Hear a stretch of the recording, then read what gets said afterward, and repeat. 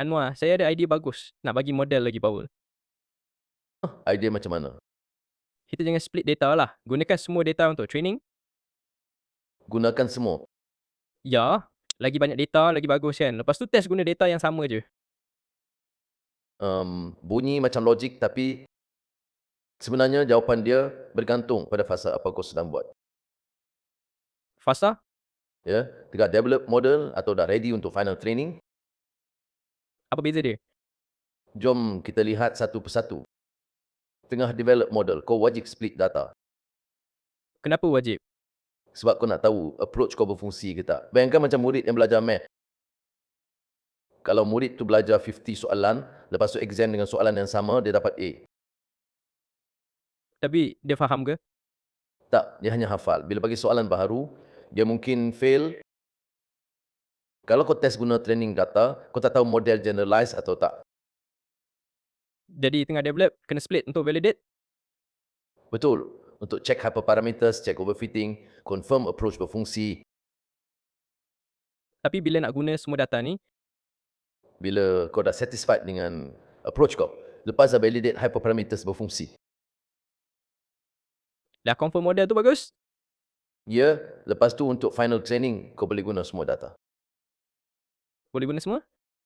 Ya, sebab kau dah tahu approach berfungsi. Sekarang nak maximize performance guna semua data. Dalam Kaggle, Grandmaster macam Chris Diot pun guna teknik ni. Lepas validate, dia retrain guna 100% data untuk final submission.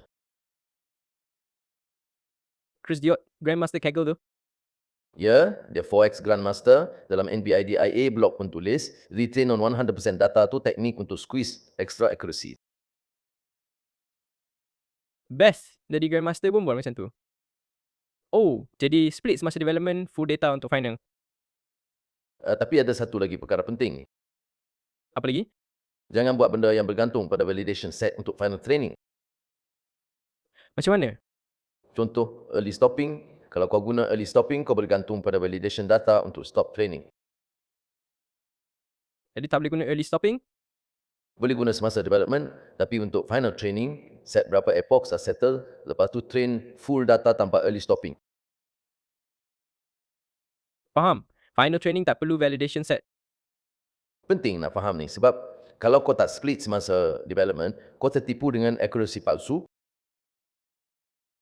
Tertipu macam mana? Kau nampak 99% accuracy pada training data, rasa best. Tapi bila deploy, model fail. Validation set tu kacamata untuk tengok sama ada model berfungsi atau tak. Ringkasnya, development fasa wajib split untuk validate. Final training guna semua data untuk max performance. Split untuk check, full data untuk final. Betul, jangan lupa jangan guna early stopping untuk final training. Faham. Split untuk validate, retrain full data untuk final.